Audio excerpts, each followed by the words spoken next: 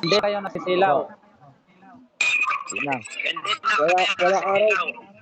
Puros ulap. O, yung nakikita ang araw, yun lang, tumitig lang. Tatlong imahe, tres. Tatlong imahe.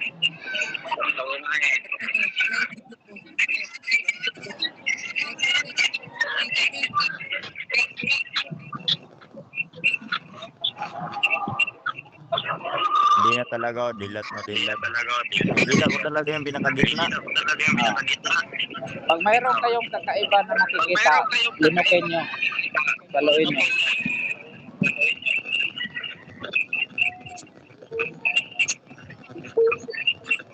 Ano po sir? May paikot na ulan. Medyo dumilit.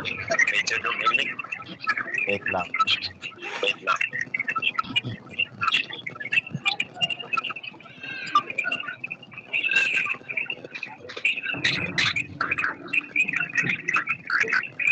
Ano, try?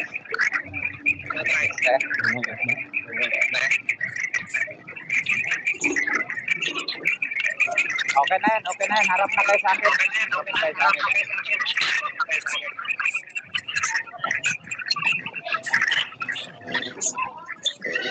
Ito mga tres, harap na kayo sa akin. Ito mga tres, welcome sa inyo sa Tres Mundo. Congrats sa inyo. Congrats sa inyo. Sana kayong ganap. Ngayon, nakita nyo naman ang patunay kung paano ito pinapapatunayan itong hinirang dito sa ating mundo na para tayo ay ligtas at tama ang ating paniniwala.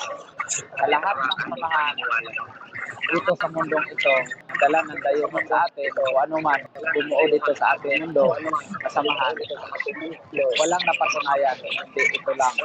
Ang Tres Mundo, nag-iisa ito sa buong mundo. Nag-iisa ito ang Tres Mundo na hindi ito mapatol sa anumang dala ng mga dayuhan sa atin. Kaya, asahan namin sa inyong lahat habang buhay mo yakapin ito dahil nag-iisa lang ito at hindi nyo na ito matagpuan pa sa iba.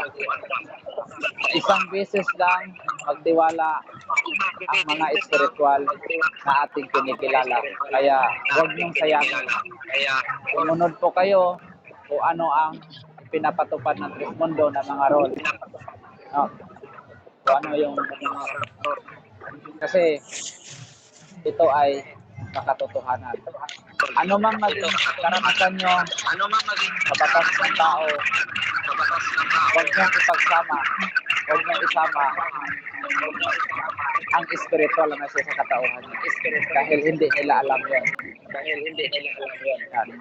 Manandigan lang kayo bilang isang mundo na kumikilala kayo ng tapat dahil pagdating ng panahon ang spiritual natin diretso yan sa tahanan ng kalikasan na hindi maranasan ang paghihirap.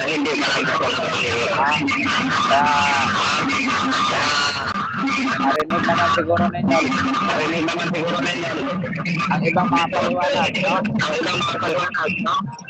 Okay ba?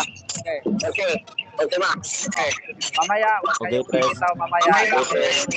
Mayroon pa mamaya final. Agos Daloy. Kaya, mamaya, habang kayo.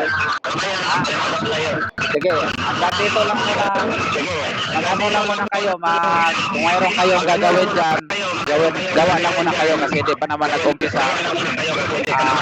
Mamaya, pag mag-umpisa na, tatawag kami ulit para final kayo pang Agos kung kayo ibabasbasan. Nararamdaman nyo na yan. Kakaiba. No? Kakaiba.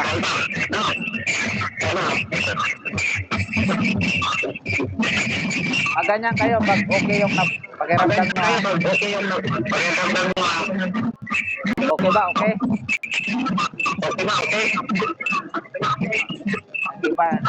nag-iba na yung aura nyo. Aura nyo, nag-iba na. Dumadaloy na sa inyo.